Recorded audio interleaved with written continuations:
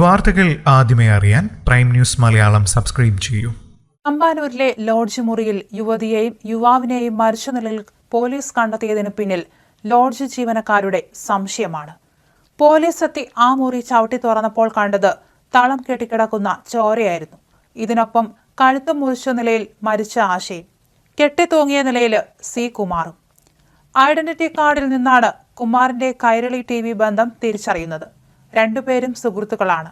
പേയാട് സ്വദേശികൾ. ആശ വിവാഹിതയാണ്. കുമാർ വിവാഹമോചിതനും. രണ്ടുപേർക്കും മക്കളുണ്ട്. യുവതിയെ കൊലപ്പെടുത്തിയ ശേഷം കുമാർ ജീവനൊടുക്കിയതെന്നാണ് പോലീസിന്റെ പ്രാഥമിക നിഗമനം. 2 ദിവസം മുമ്പാണ് കുമാർ തമ്പാനൂരിലെ ലോഡ്ജിൽ മുറിയെടുത്തത്.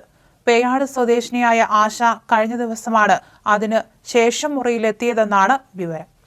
കഴിഞ്ഞ ദിവസം മുതൽ ഇരുവരെയും പുറത്തു കണ്ടിരുന്നില്ല. തുടർന്ന് സംശയം തോന്നിയ ലോഡ്ജ് ജീവനക്കാർ ഞായറാഴ്ച രാവിലെ പോലീസിനെ വിവരം അറിയിക്കുകയായിരുന്നു. മുറിയിൽ നിന്ന് ദുർഗന്ധം വമിച്ചിരുന്നു. പോലീസ് എത്തി മുറി തുറന്ന് പരിശോധിച്ചതോടെയാണ് രണ്ടുപേരെയും മരിച്ച നിലയിൽ കണ്ടെത്തിയത്. കഴുത്തിന് മുറിവേറ്റ നിലയിലായിരുന്നു ആശയുടെ മൃതദേഹം. യുവതിയെ കഴുത്തറുത്ത് കൊലപ്പെടുത്തിയ ശേഷം യുവാവ് കൈഞ്ഞരമ്പ് മുറിച്ച് ജീവനൊടുക്കാനും ശ്രമിച്ചെന്നാണ് സൂചന. അതിനുശേഷം തൂങ്ങുകയും ചെയ്തുവെന്നാണ് നിഗമനം. കൈരളി TVയുടെ ടെക്നിക്കൽ വിഭാഗത്തിലാണ് കുമാർ ജോലി ചെയ്യുന്നത്. തമ്പാനൂർ റെയിൽവേ സ്റ്റേഷന് സമീപമുള്ള കൊടിയിൽ ടൂറിസ്റ്റ് ഹോമിലാണ് സംഭവം. ആശയ്ക്ക് 2 മക്കളുണ്ട്. ആശയെ കാണാനില്ലെന്ന് ഭർത്താവ് വിളപ്പിൻശാല പോലീസിന് പരാതി നൽകിയിരുന്നു. ഇവർ തമ്മിൽ ദീർഘകാലമായി സൗഹൃദമുണ്ടെന്നാണ് സൂചന.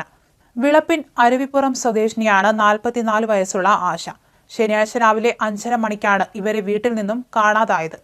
ഇന്നലെ രാത്രി 11 മണിയോടെയാണ് ഇവരെ കാണാനില്ലെന്ന പരാതി ഭർത്താവ് സുനിൽ കുമാർ വിളപ്പിൻ പോലീസിന് നൽകിയത്. ഇതിൽ അന്വേഷണം നടക്കുന്നതിനിടയിലാണ് മരണവാർത്ത എത്തിയത്. ഫോണിലും മറ്റും കിട്ടാത്തതിനെ തുടർന്നാണ് ആശയെ കാണാനില്ലെന്ന പരാതി ഭർത്താവ് നൽകിയത്.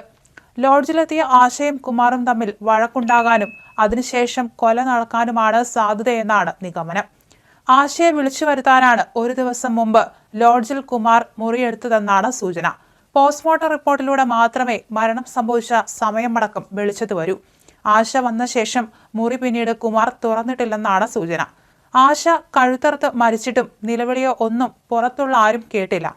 ഇതും ദുരൂഹമായി തുടരുന്നു. ഫോറൻസിക് വിദഗ്ധരും സ്ഥലം പരിശോധിക്കുന്നുണ്ട്. കുമാർ വിവാഹമോചിതനാണ്. രണ്ടുപേരുടെയും ബന്ധുക്കൾ എത്തിയിട്ടുണ്ട്.